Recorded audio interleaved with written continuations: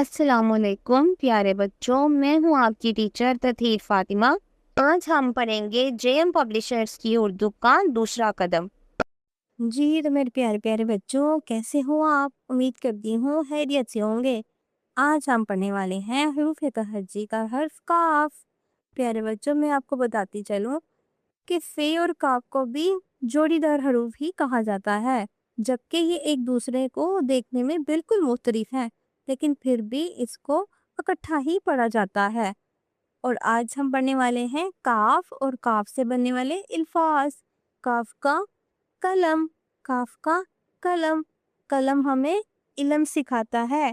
کاف کا کینچی، کاف کا کینچی۔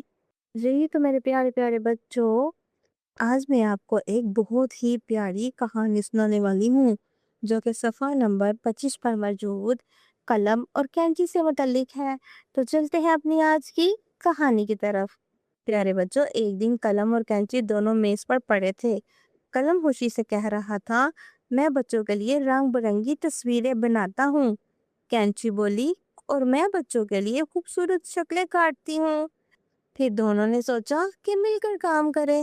قلم نے کاغذ پر پھول بنایا اور کینچی نے بڑے احتیاط سے اس پھول کو کاٹ دیا۔ واو!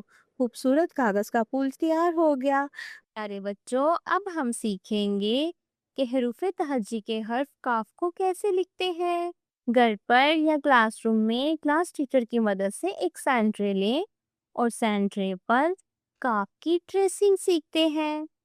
بچہ پینسل سے ایک چھوٹا سا گول دائرہ بنائے۔